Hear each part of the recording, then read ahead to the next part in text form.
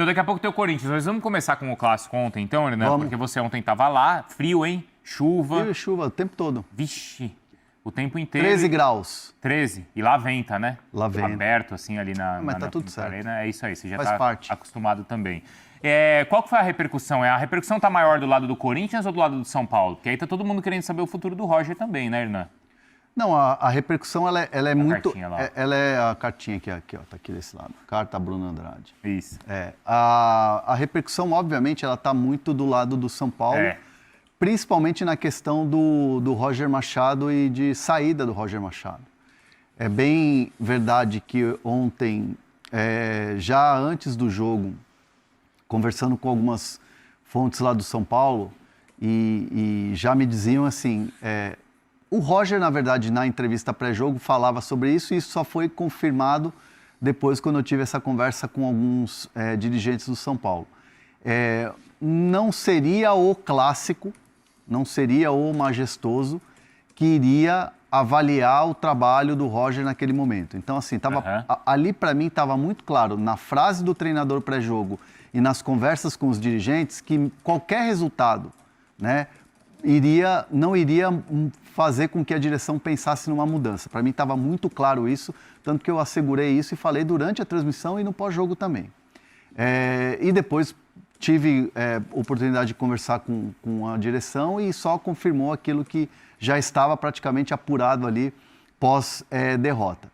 A questão toda, e é importante a gente falar sobre isso, qual que é o argumento do São Paulo para não mexer na comissão técnica, principalmente pós-derrota no derby, no majestoso, perdão. A ideia é assim, são 15 rodadas, ontem completou 15 rodadas, do time no G4. É verdade. Time praticamente classificado na Sul-Americana para a próxima fase. O time com grande chance, vantagem é mínima, é bem verdade, mas internamente se tem a obrigação de que vai passar na Copa do Brasil para a próxima fase, que aí já é a fase de oitavas de final. Então, assim, é um trabalho que ele precisa de ajustes? Precisa de ajustes. O dia a dia é um dia a dia que, se vê alguma evolução, isso os dirigentes dizem que o dia a dia é bom e que os treinos são bons e que está faltando, claro, o ajuste dentro do campo. Uhum. E aí eu perguntei para o Bobadilla e depois eu perguntei aqui na apuração. O Bobadilla me respondeu, não sei, tem que ver. Né, tem que continuar trabalhando. Porque não é refletido em campo, né, durante aquilo os jogos, que se vê da evolução nos treinos. Isso. Né? E assim, mas rodou, praticamente colocou moleques nas últimas 2 rodadas da Sul-Americana. Teve o jogo lá contra o Bahia, que acabou sofrendo um empate. O time, né, sofre principalmente com o segundo tempo, que cai muito de rendimento, e aí é uma questão também dos atletas, é uma questão que aí vai física e tal, e obviamente tem a responsabilidade da comissão técnica e são coisas que são cobradas, segundo a minha apuração. Existe uma cobrança na comissão técnica, mas que uma derrota como foi a de ontem não era motivo para fazer uma mudança na comissão técnica. E assim, a bola que me cantaram é que o São Paulo não deve mexer na comissão técnica até a parada para a Copa. Entendi. E que o São Paulo vai apostar na parada da Copa para fazer os ajustes que tem que fazer no campo, e aí é uma parada maior. Uhum. E, obviamente, a janela de transferências para você poder fazer as contratações pontuais. Então, o São Paulo, a direção de São Paulo, e aí Macis, Rui Costa, Rafinha, segurando o rojão internamente lá no departamento de futebol, mesmo com todas as críticas externas de torcida e até críticas internas, evidentemente. Né? Que os corredores do Morumbi, a gente brinca que eles gritam, falam e pedem, né? E exigem muita coisa. Então, assim, até a parada da Copa, nada deve mudar. Mas tem esse jogo com o Juventude agora, né? O São Paulo internamente entende que assim, é uma obrigação passar. Né? Claro, e eu acho que é justo. Justo. Não, então por isso mesmo, aí se não passa tem barulho, né? Não, se não passar vai ter um vendaval. Não é barulho, é vendaval. Não é só barulho. É vendaval. Porque aí inclui outras coisas, porque aí mexe na questão financeira. Na parte financeira e ser eliminado por um time que não é da Série A do Brasileiro também, com uma vantagem que já existe. Que é mínima, mas já existe. É uma vantagem mínima, mas é uma vantagem. Exato. E ontem também aquela coisa, tava com 2 zagueiros, canhotos, estava com um time, né, ainda sem o Marcos Antônio, perdeu o Lucas Moura, o elenco tem muitos garotos, os garotos foram colocados à prova no jogo da Sul-Americana e por mais que a análise nas entrevistas e nas falas do Roger tenha sido uma análise muito positiva, a análise interna é muito de que os garotos ainda não estão preparados para um rojão desse. Igor Felisberto, o próprio Osório, são jogadores que vêm treinando bem no dia a dia do CT, mas quando é a hora do jogo, quando é a hora da competição, sente um pouco e é natural, e não dá para contar só com os garotos. Então, assim, existem vários argumentos ali que quando você vai perguntando, vem de resposta e que deixa muito clara a postura hoje da direção, que é não mudar a comissão técnica. E aí do outro lado tem o Diniz, que antes se incomodava a parte ali de baixo da tabela. O Corinthians ainda está, não é, Bruno? Mas com a vitória ontem dá uma respirada importante e consegue sair também ali da zona do rebaixamento, Bruno. Uma vitória que, para quem olha o placar, acha que o jogo foi dividido, né? E claramente foi bem o contrário disso. O Corinthians, especialmente nos primeiros minutos do primeiro tempo, começo do segundo tempo, o Corinthians foi muito superior, dava para ter feito 4, 5, então a evolução existe. Como eu tenho dito frequentemente, é um Corinthians muito mais... o Diniz muito mais adaptado ao Corinthians do que propriamente o Corinthians adaptado ao Fernando Diniz. Há uma evolução clara, os jogadores sentem isso, o treinador evidente sente isso, a diretoria sente isso. Ontem o Marcelo Paz novamente foi a público criticar a arbitragem, e depois evidentemente que a gente pode falar melhor sobre isso, mas há também uma satisfação muito grande. Houve a crítica em relação à arbitragem, mas é um sentimento de que a aposta, a contratação no Fernando Diniz foi segura, foi certeira, tanto é que a negociação durou muito pouco, e o resultado vem acontecendo, o sucesso vem acontecendo de forma coletiva e forma individual. Rodrigo Garro, o Bidon, enfim, o Carrilho. Lembrando que a gente chegou a falar aqui no Fala Fonte que o Diniz, quando chega com a missão, claro, de evoluir o Corinthians coletivamente, mas olhando para 2 jogadores de forma específica que casam com o perfil de jogo dele, mas que vinham em baixa. O Rodrigo Garro, sem dúvida alguma, era o principal nome, mas o Carrilho era o segundo nome. E ontem os 2 jogaram juntos e funcionaram, um complementou o outro. Então o Corinthians muito sólido defensivamente, cada vez mais sólido ofensivamente. O Ranieri, que vai ser nosso convidado hoje, comendo a bola, ora como lateral, ora como volante. Então é uma percepção interna de que o trabalho está em evolução, independentemente de estar ali beirando a zona de rebaixamento. Consegue a classificação direta para a Libertadores, enfim, já tem ali essa segurança em relação a Libertadores, o olho agora forte também para a Copa do Brasil e o Brasileirão, mas o saldo é muito positivo, e é um saldo positivo que não é só do âmbito coletivo, também é do âmbito individual. Muito jogador cresceu desde a chegada do Fernando Diniz. O Hernan, ali no campo, ali no gramado, como é que foi a hora que o São Paulo fez o gol, a questão ali do Bobadilla, que depois virou meme, né? Virou o Daronco explicando, como é que foi ali? Então, assim, o que eu ouvi muito de explicação, e aí aqui vai um meia-culpa. Eu deveria ter perguntado para o Bobadilla no final, porque colocaram o Bobadilla para falar e eu simplesmente ignorei, eu simplesmente passei batido do assunto. E aí eu faço aqui, a gente fala assim, muito sobre erros e acertos que a gente comete no nosso dia a dia. Ontem foi um erro meu mesmo, de não ter, assumo que eu deveria ter tocado nesse assunto, era super importante. Mas o que eu ouvi ali no banco, e ali depois, naquela confusão toda, e o próprio Bobadilla se justificando para companheiros, era que, assim, não era um gesto provocativo, não era um gesto de, tipo assim, tô tirando onda com o meu adversário, mesmo porque, quando ele vira para o banco, e atrás do banco não tem torcida. Aquele era o setor fechado, é verdade. O setor fechado. Verdade, então ele falou assim, cara, o Bobadilla não tem esse perfil. Foi pro banco do tipo, vamos lá, aqui tem... Ele aprendeu demais com aquele episódio na Sul-Americana, na Libertadores. Lembra que o jogador da Venezuela o acusou de xenofobia? Lembro. Venezuelano morto de fome. E aí o Bobadilla até foi julgado, aí teve que fazer um post depois e tal. Correu ali um processo todo da Conmebol.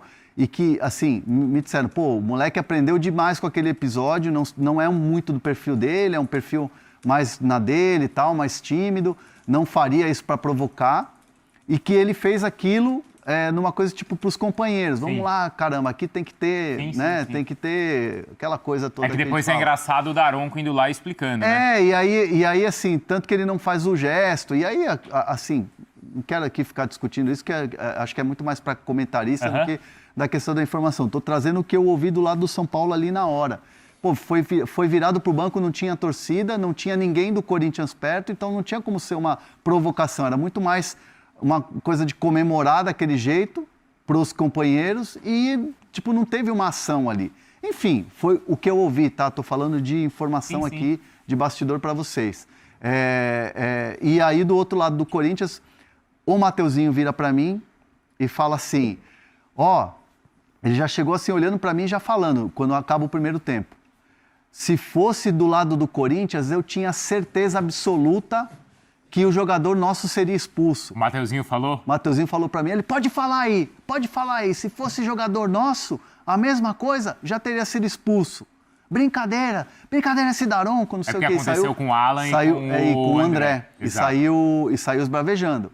Né? O Yuri Alberto também falou assim, pro quarto árbitro, falou assim, você é fraco, uma coisa assim. Tipo, teve uma reação corintiana muito forte, muito ríspida. Uma revolta muito grande. E o São Paulo ali, tipo, cara, olha lá no VAR, você vai ver que não tem nada demais. Entendi. E o próprio Roger, que é um cara mais tranquilo ali, não é de explosão e tal, falou assim, pô, ele fez aqui virado pra gente, nem tem torcida. E o Roger já falou isso na hora. O Roger falou assim... Quando tá aquela confusão do cara ir pro VAR e tal. E aí pressão do outro lado falando assim, ele fez, olha no VAR, olha no VAR. Então foi E o Daronco tem posição física dele, teve uma hora que ele teve que peitar os caras. Porque agora em alguns estados já estão colocando o VAR do outro lado, né? Longe dos bancos, então, você já reparou? Ontem ali, só colocaram ali, me parece, porque não tinha torcida. Entendi. Tipo assim, os bancos a gente controla, mas não dá pra controlar. O banco não controla. Por falar em Mateuzinho, tem novidade ou alguém procurando o jogador do Corinthians, Bruno? Eu quero tentar ser o mais justo possível aqui, talvez o Hernan consiga me ajudar, porque a história do Mateuzinho em relação ao Zenit, alguém publicou isso antes do jogo e ontem o Mateuzinho falou sobre. Então eu não tenho a certeza agora, ou anteontem o Mateuzinho falou sobre. Então para tentar ser o mais justo, eu peço depois uma ajuda para poder dar o crédito inicial. Meu timão. O meu timão que isso. Pronto, então começo aqui dizendo que o meu timão então deu essa informação sobre o Zenit ter interesse na contratação do Mateuzinho. Não só pude confirmar a informação, como conseguir mais detalhes. Não há ainda uma proposta em cima da mesa. O que existe aqui é um sentimento do Zenit em relação àquilo que topa pagar agora. Mas evidentemente que depois eu já fui tentar olhar o outro lado e se de fato essa proposta chegar, que eu recebi o valor, 7 milhões de euros, é aquilo que o Zenit se coloca à disposição para pagar pelo Mateuzinho, pelo menos a parte que o Corinthians tem do Mateuzinho. Não custa lembrar que o Mateuzinho é 60% do Corinthians, 40% do Flamengo. O Corinthians, quando contrata o Mateuzinho do Flamengo, não compra a totalidade dos direitos econômicos. O Flamengo ficou com uma parte, então obrigaria automaticamente o Zenit a negociar com o Corinthians e depois negociar com o Flamengo. E aí o preço aumenta, evidentemente. Só pela parte do Corinthians, o Zenit pensa em se colocar à disposição do pagamento de 7 milhões de euros. Mas eu já ouvi do outro lado é que se essa proposta chegar, o Corinthians não abre conversas, ou pelo menos diz que é pouco. 7 milhões de euros hoje não são suficientes para comprar os 60% dos direitos econômicos que pertencem ao Corinthians. Então há esse interesse, ele é forte, é concreto. O Zenit trabalha para fechar a temporada, aliás, jogou no fim de semana e venceu. Hoje o Zenit é líder, eu não vou dizer provisório, né? Porque o jogo do seu grande rival depois, que é o Krasnodar, evidentemente, brigando pelo título, pode mudar tudo novamente. Mas hoje é líder da competição com um jogo a mais. E não custa lembrar que o Zenit campeão russo existe um olhar para o mercado, o Zenit não campeão russo tem outro olhar para o mercado. Então, resumindo aqui, o Zenit pretende colocar em cima da mesma proposta de 7 milhões de euros pelos 60% do Mateuzinho. O Corinthians, ciente que esse valor pode chegar, não vai aceitar, mas sim é um interesse e uma eventual conversa em andamento. E tem um bastidor interessante dessa história do Mateuzinho, do porquê o Corinthians não quer vender, e ainda mais nesses moldes que não agradam o Corinthians, Porque o Corinthians hoje, a comissão técnica do Diniz, direção, entendem que o Mateuzinho hoje não tem um substituto. Ah, mas contratou o Pedro Milans. Aí vem o bastidor. O Pedro Milans foi avisado pela direção e pela comissão técnica que ele precisa melhorar na questão ofensiva. O Diniz, o Léo, todo mundo entende lá que o Pedro Milans é um bom jogador, se destacou lá no Peñarol, mas defensivamente ele é ok, só que ele, pro jogo do Diniz, pro estilo de jogo do Diniz, não está encaixando. Então, se ele não se adaptar e não melhorar a ofensividade, ele vai ter pouca oportunidade. Então, hoje o Mateuzinho é o titular absoluto e o Mateuzinho é o jogador que encaixa no estilo do Diniz. Então, o Corinthians não tem interesse em se desfazer do Mateuzinho, ainda mais nesses moldes que não agradam. Mas mesmo com essa necessidade de vender jogador no meio do ano, 7 não é suficiente para convencer o Corinthians. Então, você tem ali o André, isso. Você tem o Bidon. O Bidon é só se for um valor que hoje ele já está se valorizando cada vez mais. O André é uma negociação que pode ser retomada e deve ser retomada agora na janela, até porque o jogador tem tido uma queda de rendimento. Então o Corinthians vai olhar para outras posições. A não ser que o Zenit mude de ideia e mande uma paulada pelo Mateuzinho. E aí o Corinthians vai ao mercado, enfim, aí vai atrás de um jogador com a característica que o Diniz pedir. Mas hoje, na análise, é que o Corinthians não tem um substituto para o Mateuzinho imediato. Tanto que é isso que a gente estava falando, e vamos conversar com o Ranielli, não é? Que tem... Exato, o Ranielli está jogando de lateral direito. Não é isso, Bruno? Que é quem tem jogado, né? Exato. Ele tem 25 anos, ainda Sim, é uma idade, né? É uma idade onde ele tem que... Não sei, né, se ele tem essa intenção, mas é a idade para ele aproveitar talvez uma última grande transferência saindo daqui para fora, né?